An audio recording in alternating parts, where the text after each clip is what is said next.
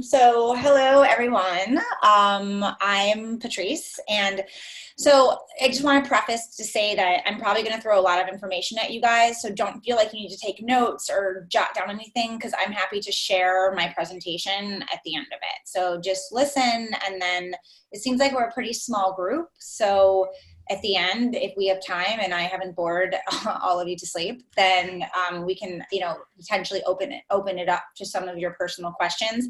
And also, I'm probably not, video is such a wide spectrum, so I know I'm not going to hit everything that you might have questions on. So definitely after this, come to me, shoot me any questions that you have that are a little bit more personal, and I'm more than happy to answer them. Okay, so let me, oh no, why isn't this? Okay, here we go. Okay, creating awesome brand videos. Okay, so I'm assuming that all of you here understand the power of video and why it is so important, but just to have a few quick kind of like, if you really need to, convince yourself why you, your business or your brand or your side hustle might want to invest in video, it really is one of the most effective ways to emotionally connect with your audience.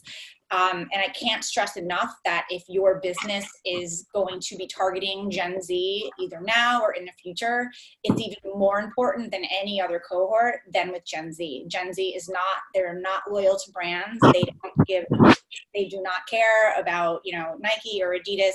They value innovation, and they value the faces behind the product. And so the most effective way to showcase your value is to tell a story. And so video is just going to become even more important as we move forward in our video world. A few more just kind of high level points. Video is easier for your brain. It triggers emotional response. And at the end of the day, people just don't want to read. People are lazy. So you can pack more information in a shorter period of time and have it resonate with someone. Okay, so I always like to start off with this because, video is a tough one because anyone can do video, right? Like you can take your phone and you can go make a video right now. So the act of making video is not rocket science. It's not hard. But I always like it, like when you go to a gym and you see like this gentleman is working out. Like there is no doubt that he's working out, but he's just not doing it right. Okay, so it's the same analogy with video. It's like you can go and shoot video, but there is a better way to do video. And so my hope is at the end of this, you have some takeaways, no matter where you are, whether you're DIY, whether you're working with an agency, whether you're thinking about investing video, I'm hoping that you can take away some actionable knowledge after my presentation, okay?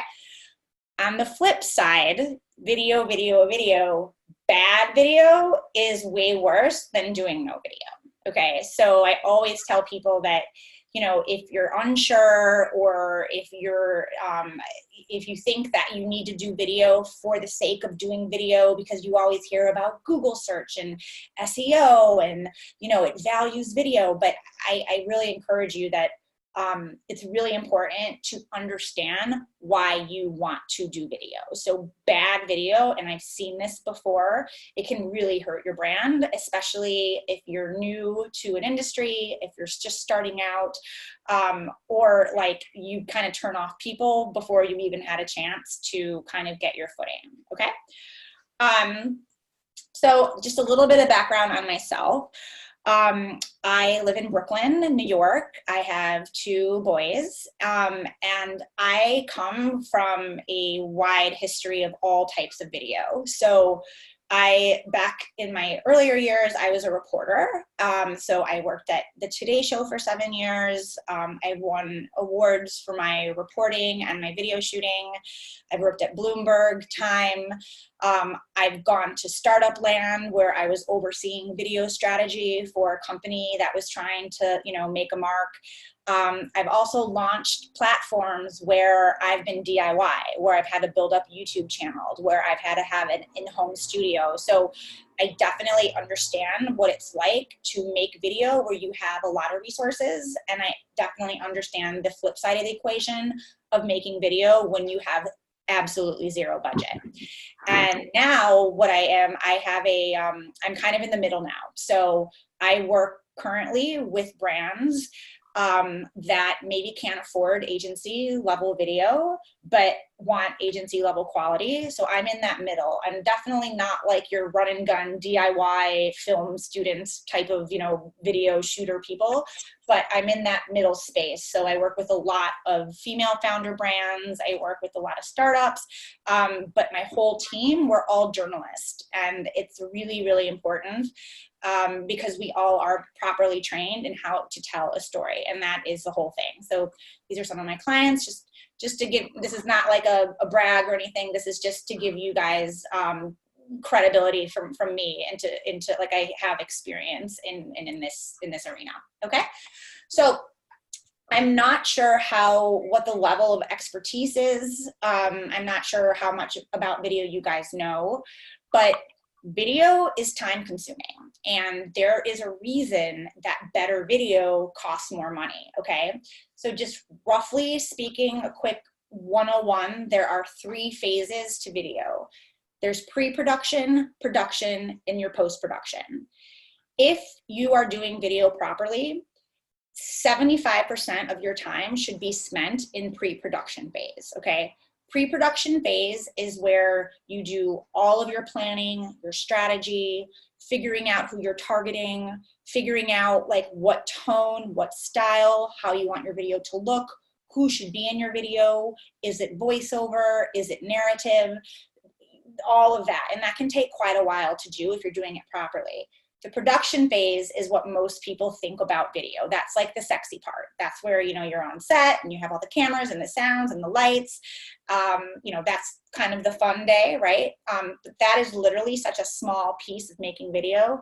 And then you move into the final phase of video. Actually, the final phase is distribution, but the right before distribution is you're in your post-production, and post-production is where all the magic happens. And if those of you who've done video before, if you've used people that don't know how to edit or don't understand how to string together a story, you understand why post-production is so important. It's really the area that like makes your video come to life. Okay, so I want to kind of back up. I get asked a lot, look, I don't have a lot of money, or I don't have a big budget, but I know I need to do video. So can I do DIY?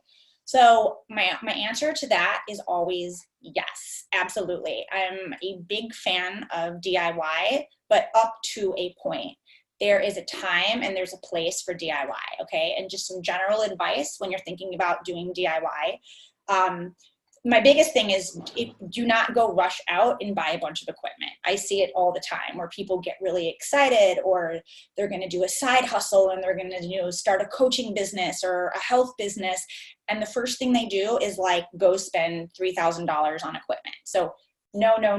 Okay. So the first thing you want to do genuinely is like experiment with your phone. See if video is something that you even connect with, if it's something that you like doing, if it's something that is moving the needle for your business. And I'm not going to do this here, but if anyone's curious for different apps and settings on how to enhance your phone video, I have a lot of advice and information on that. So email me afterwards. But always experiment with your phone, borrow a camera. And then my other favorite kind of tip is this gear place called Kit Split. It's amazing. You can rent for like cheap.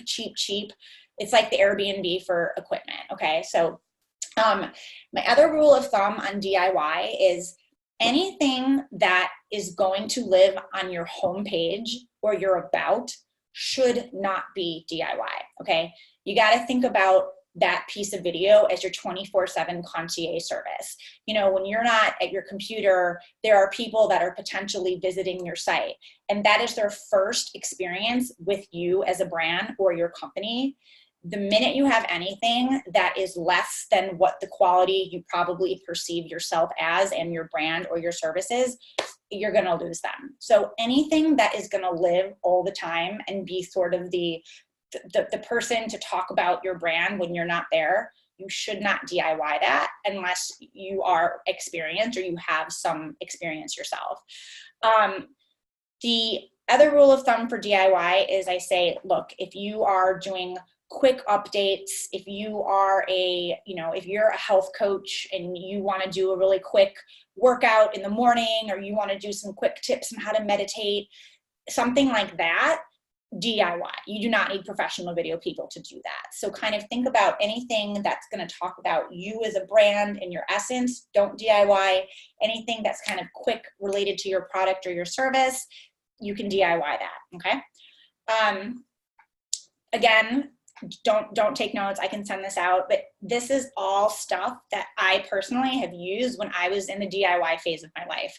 And to be honest with you, I still do DIY. I have a lot of other side things going on that I'm not actually going to tap into my own company for, because I'm paying for that. So I actually do have a lot of this gear at home, and that if I need to shoot something that I need it to look better than my iPhone or my Android, then I've used all of this stuff, and it's great. And this is stuff that can make your phone better. And this is also these cameras here. These are great middle of the road cameras. So like, if you know that, you know what, video is something that is moving the needle on my business, it's something that I'm committed to, or it's something that someone on my team is committed to, but I can't invest $10,000, but I can invest $1,500. These cameras are an amazing option. They shoot really beautifully, and like it's really, I've actually used this stuff when I was first starting out, when I was doing some client work. So, okay. When to call a professional, I think, this kind of seems like, well, duh, 101, but anytime, if you just look, you guys are business owners, a lot of you probably are, or maybe you've been asked by your company to figure out video and content, and it's like overwhelming because you have a million other things to do. When you don't have time to learn about making videos, you should enact a professional. And then splurge as much as your budget allows on the video that introduces you to the world. I cannot express that enough. And whether your budget is $10,000 or it's $2,000, go to the upper top of your budget that you feel comfortable with and invest in that kind of homepage video, okay? I'm going to show you guys a couple of real life videos that I've done for, these are my clients.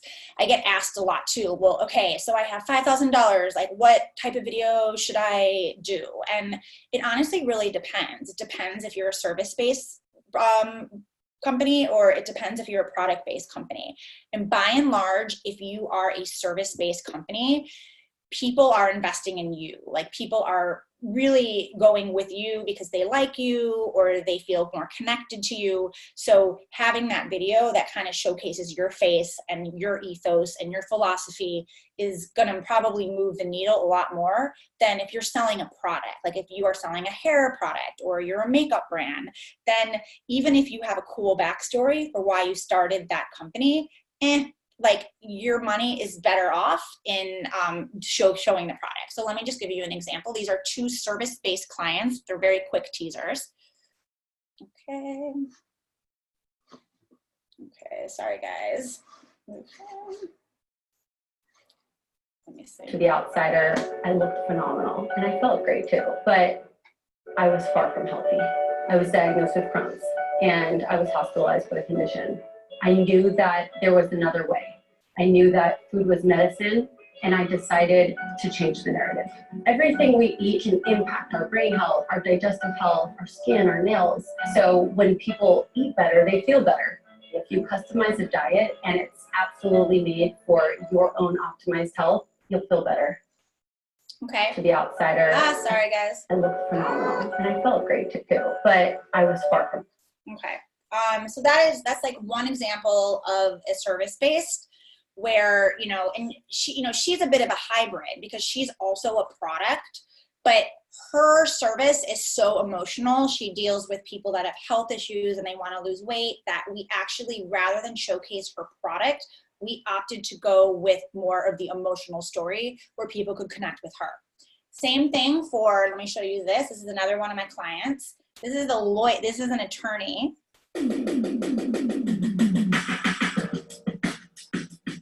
I got the idea to start my law firm during the onset of the worst recession that this country has ever faced. A lot of people thought it was crazy to leave a sort of cush law firm job to begin with. But then to do that during a recession, I think people thought was like a whole other level of crazy. And that's what I did. I started Jared Law.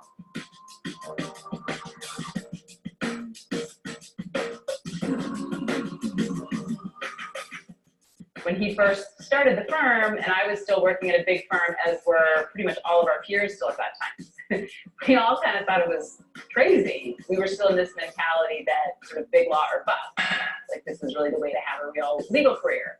Fast forward now, and obviously I kind of look back, like how naive that was. There's a different path to being a lawyer than the one that's, you know, typically advertised in law school. Okay, so that is another example of service-based, and for them, you know, it's an emotional decision to use those services. Now let me show you an example of another client where we had the same discussion, and she actually came from a very, very high-level brand.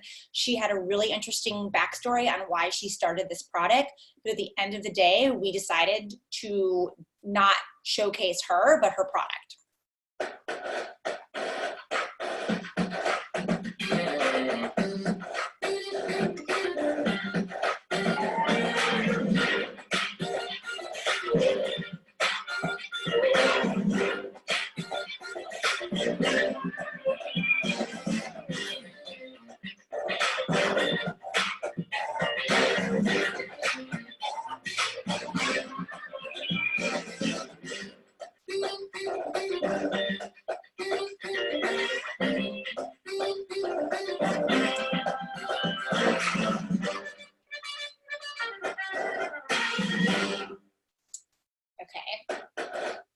Okay, let me get back here. Let me get back to my screen. Okay. So the first thing that I do when I am working with a client is we talk before we even get into the shoot day. The biggest way to be really cost effective with your money and video content is optimizing the day. So you got to think about your shoot day as almost an inverted pyramid, right? So just to give you an example, that product video I just showed you, yes, the shoot day was primarily to shoot her product. Like she wanted, you know, we decided to do how-to videos in like kind of a fun way to showcase her product. But she also needs Instagram ads. She needs Facebook ads. The holidays are coming up. So, you know, we shot this before summer where, you know, girls are braiding their hair. And so as we were thinking about the day, we're like, what can we shoot for on that one day that maybe we don't edit everything at once, but at least you have it in your arsenal, because it is way more cost effective to shoot as much as you can in one day rather than, oh crap, I now have to do all these ads and like, can you come back in, you know, with your crew? Okay. So that's the best way to kind of think about your investment, where I always tell my clients, it's up to you whether we get one video from the day or we get 50. Okay. Again, optimizing. And again, and the way to do that is you need to go in with a solid content plan. Plan. Okay. The biggest thing that, you know, and it's funny, for some reason with video, I feel like people lose all sense of reason. Like people, you know, video is like any other marketing tool, right? So, you know, it's like branding. You ask yourself who your audience is, what do they feel, who are my avatars? And for developing a brand, I feel that like people get it, but as soon as you add video into the mix, people just kind of get like, I think they get overwhelmed or they think it's very technical. And so rather than kind of maintain those marketing principles, they don't. It's the same thing. Always, whatever video content you're doing, whether it's for social, whether it's for your website, whether it's an ad, you always have to think about the ending first. You got to think about, how do I want someone to feel and what do I want them to do at the end of this video? Okay, so start with the end and work backwards. Okay, so I'm sure a lot of you are like, okay, but how much does a video cost? All right, so I get this all the time, you know, how much does a video cost? And I hate to say this to you, but the answer really is like, you know, how much does a house cost? I mean, it can cost cheap or it can cost, you know, $100 million. So the one thing I will say though, is that paying a lot of money for video does not always mean that you are going to get the best video, okay?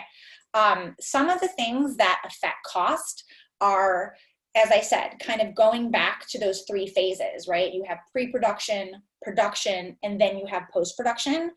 Video takes a lot of time. You know, there's a reason not everyone does video. It's a lot easier to like write a quick thing in a document, hit upload, and all of a sudden you've blasted out a message. But to do proper video, it takes planning. So, you know, how many locations are you shooting at? How many people are involved in the video?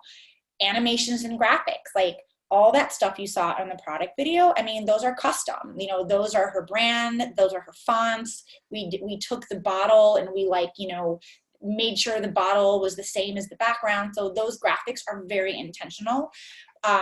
You know, music, props, like there's so much stuff that goes into the cost of a video. So it's really kind of important to think about your budget and think about how much return do you think, like how many more additional customers do you think that one piece of like really high quality video can get you, and look at it from that angle. And that kind of helps you figure out how much you should allocate. All right, so I'm going to show you this video because this video was really expensive, okay?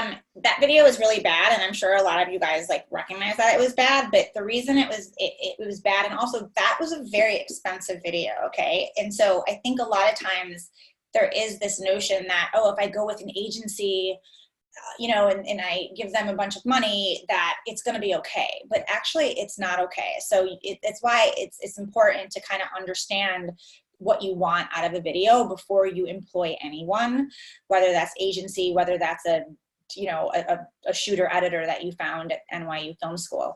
But too many messages. I think there's this notion, because video can be costlier than other marketing tools, that you have to cram everything in. Like you want to get everything about your brand in there, everything about who you are.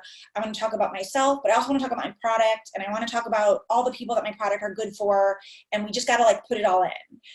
That's like the biggest mistake that you can do, because too many messages distract, and then you end up losing like the whole point of the video, even if it was shot very well and it was high production quality. So the other thing is the call to action.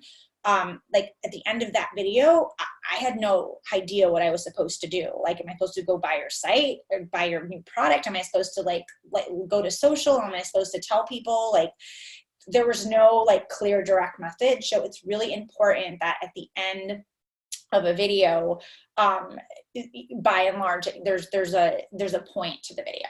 Okay. This is another video I'm going to show you. Like, this is another example I have. So this is one of my clients, and it's Old El Paso. Like, they have lots of different audience sectors, right? Like, they could target college dudes. They could target, you know, moms on wine night. Like, there's lots of different ways they can do. But this particular project, they wanted to target a very specific audience.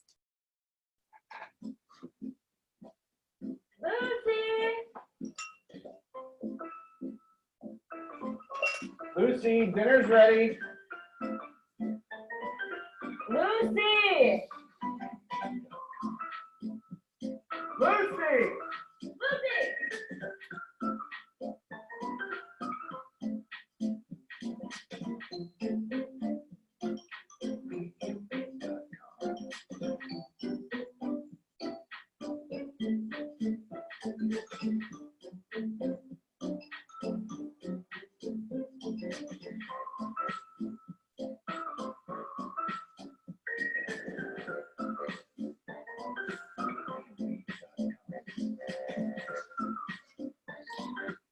Okay, So I just wanted to show you that example because, you know, it was very niche. It was very pointed. They did not bother with any of their other sectors. That video was specifically for moms. So I encourage you that when you're making a video, especially if it's product or if especially you're trying to sell something, just focus on like either the main core of your audience, or if it's going to be kind of tangential, then focus on them, but don't try to focus on everyone all at once because you're going to lose people. And then I know I already said this before, but truly editing is so important. And I would argue that, you know, if you had to pick between like a good shooter or a good editor and you had to pay, I would go always with the editor, because you can have the most beautiful shot footage in the world, and you can have beautiful video, and you could even shoot beautiful video on your phone. But if you don't have someone that knows how to put that together and knows how to like tell a story and knows the pacing and like when to switch a shot or when to put in a transition or when to put in like a graphic, it's not going to be a great video. So editing. Okay. I'm going to talk a little bit. How am I doing on time? I'm actually doing pretty good on time, actually. Okay. So I always say like some of the don'ts for video is, you know, I get a lot of times where, and this is like a big red flag to me, if I get clients and they're like, you know, I just want a viral video.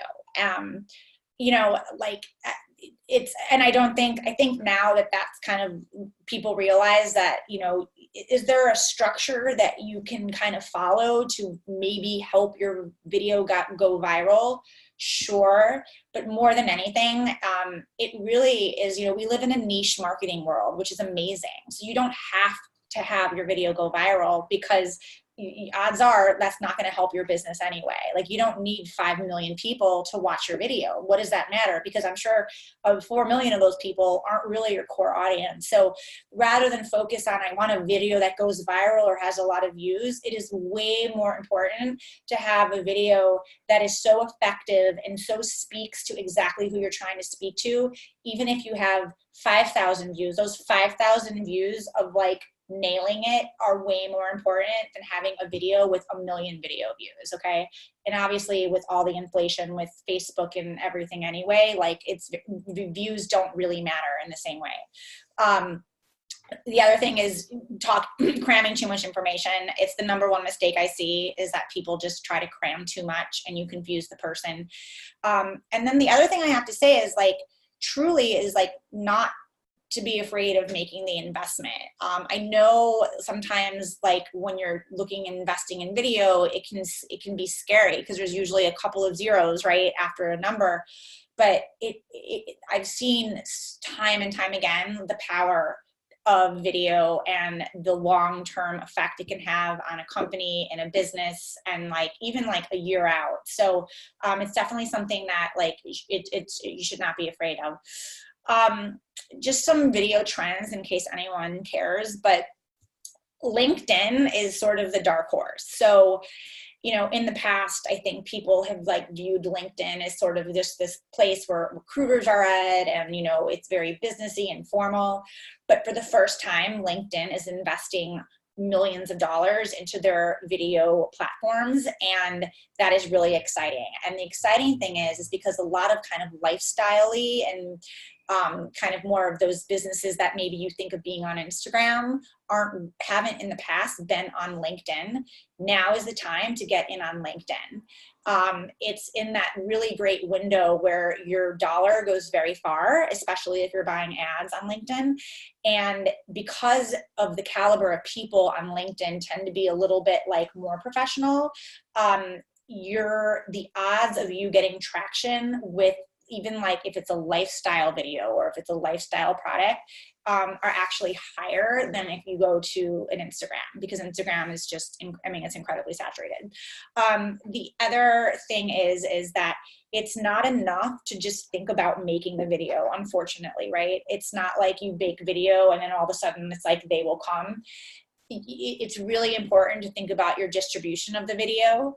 And, you know, distribution is a whole other ball game. But if you have a budget, you know, you might want to think about allocating a percentage of that budget to distribution. So if you know that you want to make a video about your services, but you also know that you're going to probably run some ads, you're going to want to allocate some of that budget to that, because that is really important.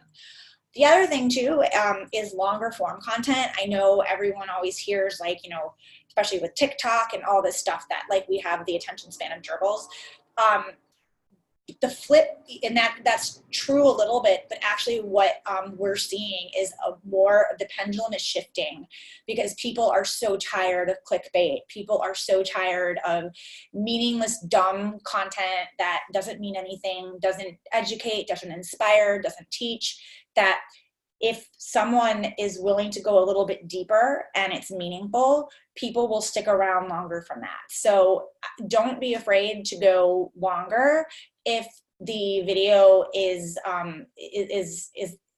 educating, inspiring, or you know, bringing value to someone's life. Okay. The other thing that I always say is, you know, people get scared about video, and one of the big things is you just need to start. And fortunately / unfortunately, however you look at it, it is really important now for founders to get on camera. So in the past, I think it was fine if, you know, a founder, I don't like to go on camera, I don't like to go on video, and that was okay.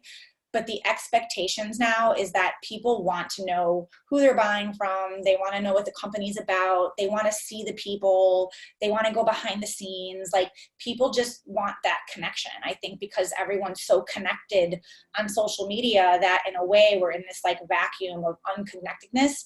So yes, if you're a founder, if you are doing a side hustle, you have to get your face on camera. And so the only way to do that is to just start. And like, I'm a big fan of Instagram stories. It's like, start small, start where the expectation of you being amazing on camera isn't that high, which is Instagram stories.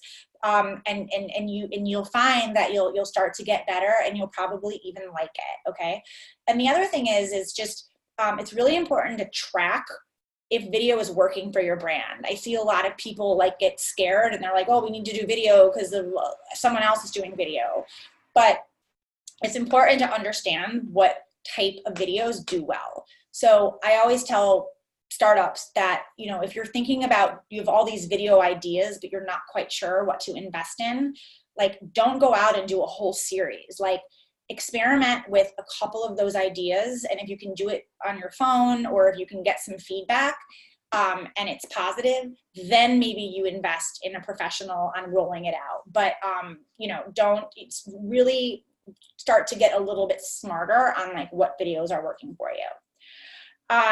Wow, I went really fast actually, but thank you. And like I said, you know, anything to, if I didn't answer any, we have some time for some questions. Let me see. I lost my, where is my Zoom?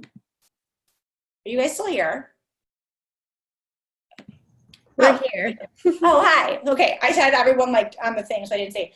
I mean, yeah, we have some time. So I know I went really fast there. I thought I was like going to not have time. So I don't know if anyone has any questions or anything. I'm happy to answer. I do. Yes. Hi. So, I don't want to get too far into like my big hopes and dreams, but I was told to figure out how to make what I do visually entertaining. Okay. And I would like to know at some point, like, what type of person would I like hire, even if it was for like an hour, to consult on like how to even start that?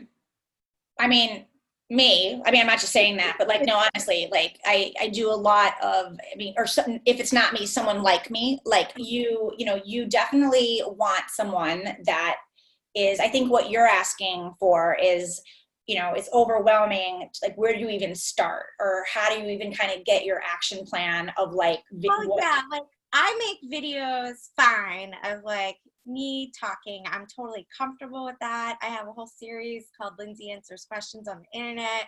Okay. Like, it's that part is fun.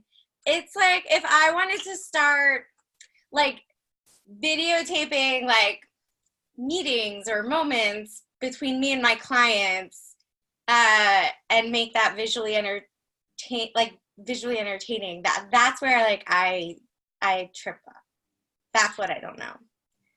Well, I think, I mean, kind of the answer to that is you probably need to back up a few steps. So like making meetings visually entertaining, I think you need to kind of start at more of the ground up. Like, first of all, who's watching your content? And based on the profile of who's watching your content, like what type of things do those people, like, I'm just giving you an example. Like, let's say you work a lot in the tech space, right? You know, I used to follow this company called, do you know CB Insights? Yes. Okay. He's amazing. And more like he's genius.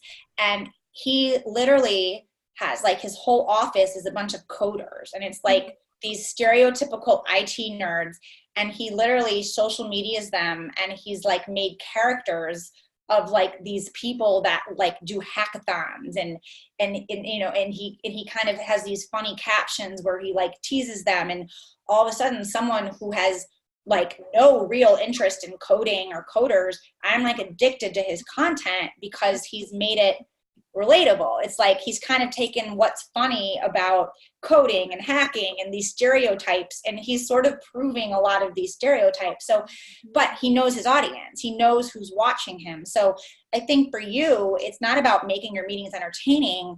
It's about, because maybe they aren't, you know? So it's kind of thinking about, like, who am I trying to appeal to, and who is watching this, and what type of things do they find interesting, and what's humorous about it, and then kind of like. I guess I need to reframe it, is that I have ambitions of having like a restaurant impossible, but startup impossible.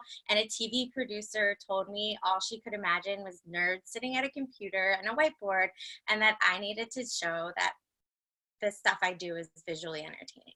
So it's like, that's the context. It's not me trying to convince a customer to work with me. It's me storytelling. Well, it's the same thing though. Like, it doesn't matter if it's not about, I wasn't even thinking about a customer. Yeah. A viewer is a customer. A viewer that would want to watch that show is in essence a customer in the sense that you're in the context you're saying.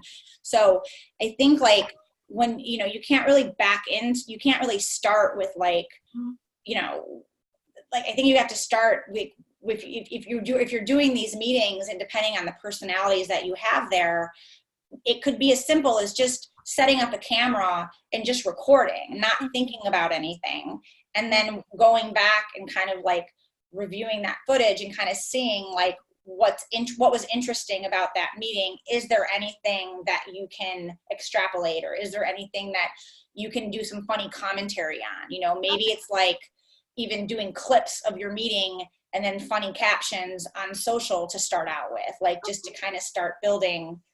That's helpful. Like I did that this summer, did like videotaped a bunch of in-person meetings I did. So I can go back to that. Yeah.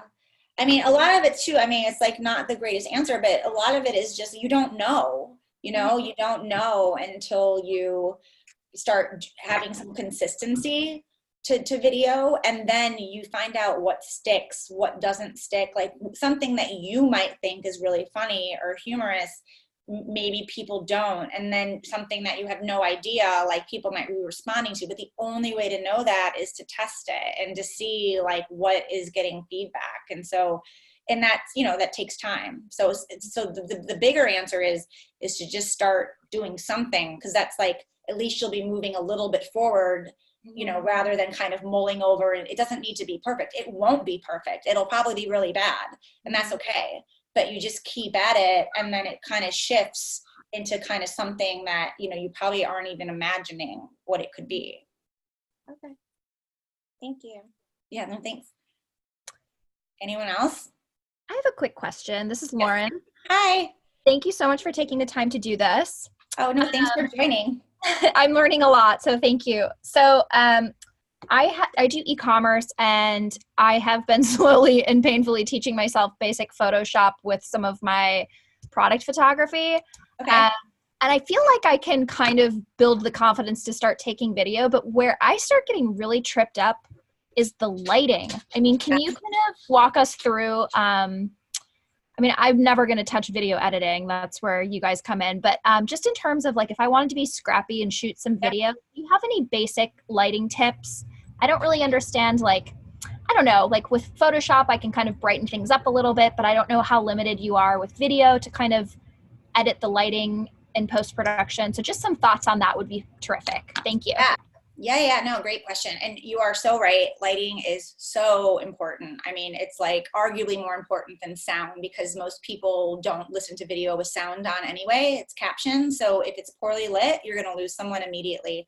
The biggest like no-brainer tip, and this is what like every YouTuber does that is just starting out, you plant your butt in front of a window. So wherever your window is, and even if it's like not an amazing window, like any type of natural light is going to be really amazing. And actually for even some of my clients now, we often shoot in natural light if we can, as opposed to having like professional key lighting. The other answer to that, so it's natural light. So if you're shooting a product or if you're shooting your face, like, you know, if you ever notice, like if I, like, you know, if you stand in front of a window and someone takes your photo straight on, you're going to be shadowed, you're going to be outlined. But if someone comes around and takes your picture, but your face is facing the window, it's like a whole new world. So it's the same concept with video. And then on my product list that I went through in that like really quick DIY section, I have lights there.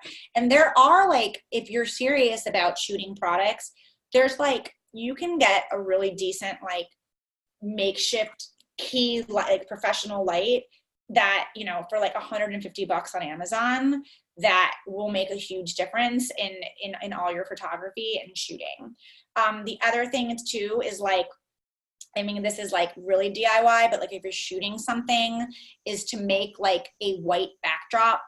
So it can be as simple as taking like literally like white paper, okay, and like taping it to a box or taping it to a wall or taping it to your floor and putting the product against the white and on the white. And then if you have like a lamp and you don't want to invest in money, for example, you know, like a desk lamp, and putting the product like, you know, there, and then taking some light and putting it on there, like that's another really like kind of DIY way as well. But your best bet is to get in front of a window. Awesome. Thank you. Can I ask a quick follow-up? Yeah, go ahead. What the hell are these ring lights that I see everywhere? Oh my God. I know the ring lights were like in the eyes that you see everyone with the eyes. Yeah, so, it's so weird. Yeah, no, it's like, it's a blogger. It's like a big YouTube vlogger thing, isn't it?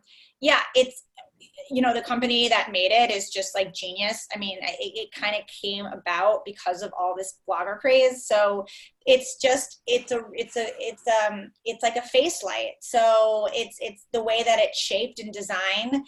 It kind of eliminates, like, especially if you're in the beginning and you don't have a lot of money to invest, it eliminates that you would have to invest in, like, it's called 3-point lighting, you know, where you have like, it's usually 2 lightings and you have a background lit behind you, and that kind of makes you not shadowy. This is sort of like the entry point into that if you don't want to invest in heavy lighting. But it's great. I mean, like it's a pretty cheap way to, you know, at least improve having, it's better than having bad lighting.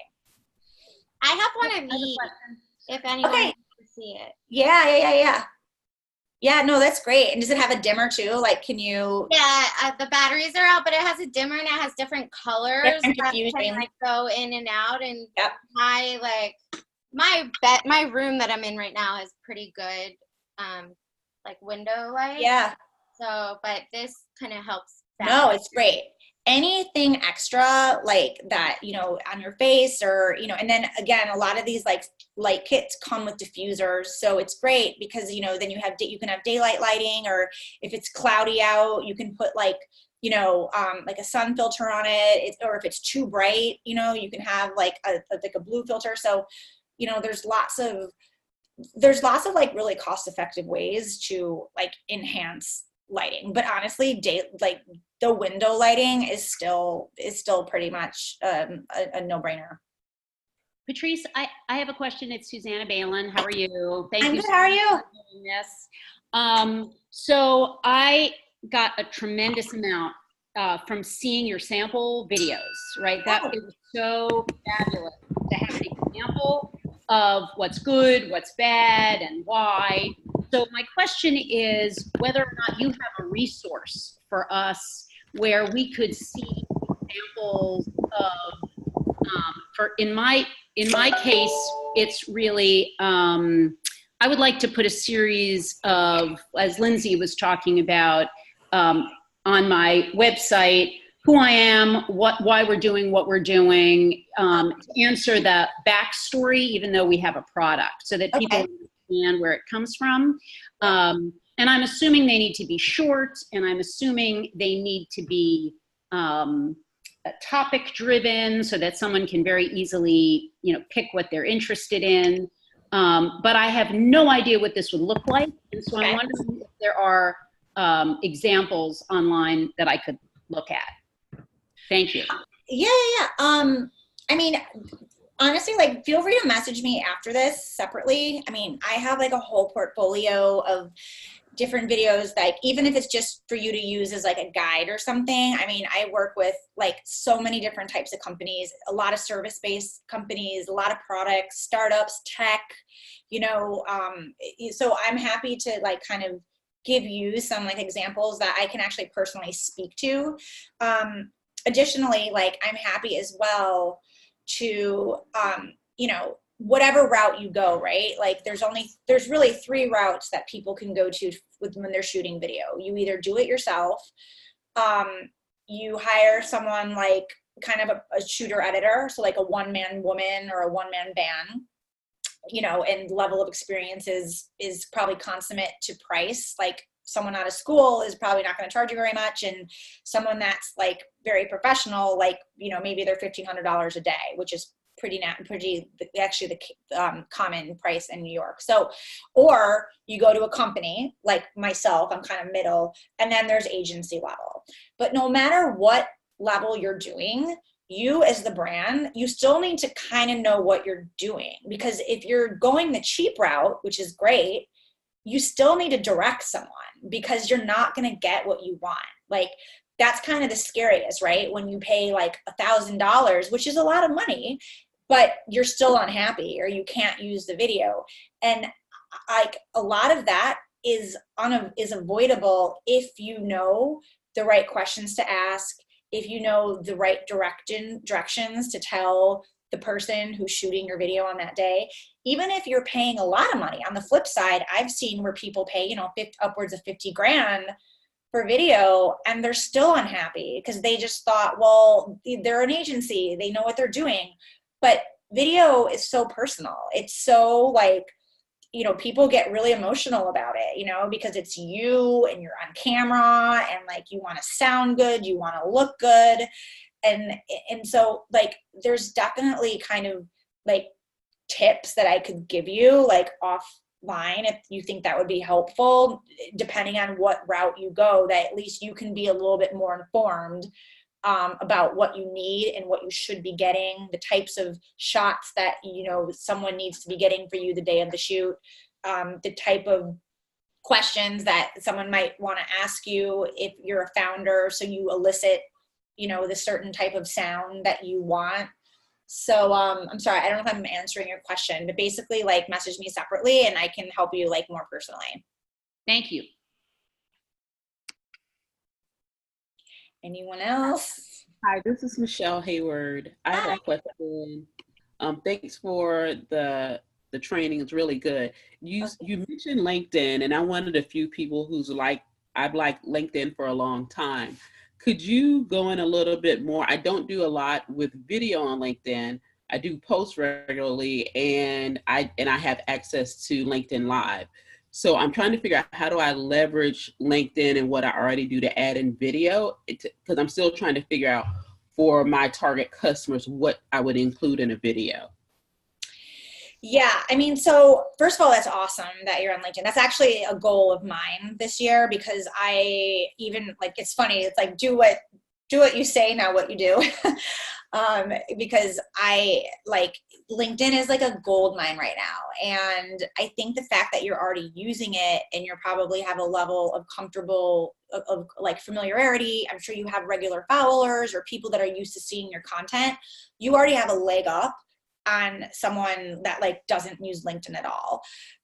In terms of the stuff to post on LinkedIn, like, again, it's just so depends. Like, it depends like what you do. It depends, what are you trying? You have to kind of ask yourself before you do a video or before you were to post a video on LinkedIn, what is the objective? Is the objective to educate? Like, do you want to like give someone like a really cool tip about something that you're an expert in?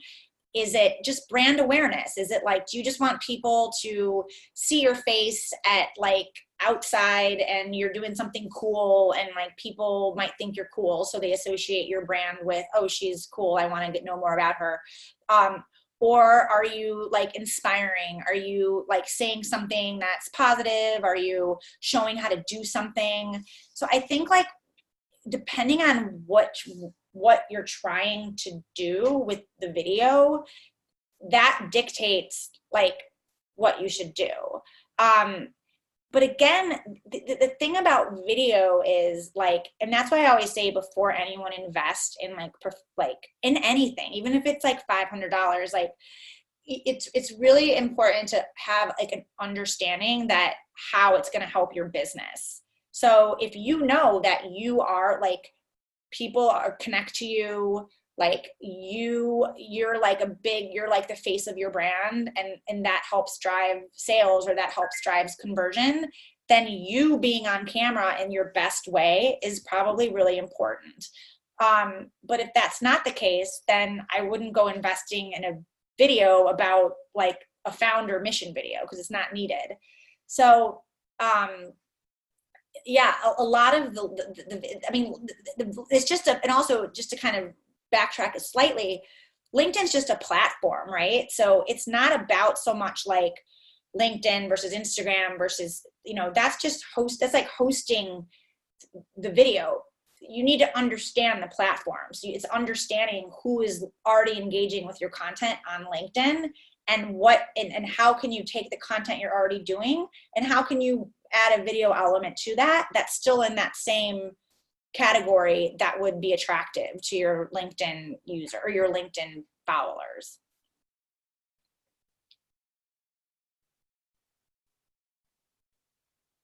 Did that answer, sort of?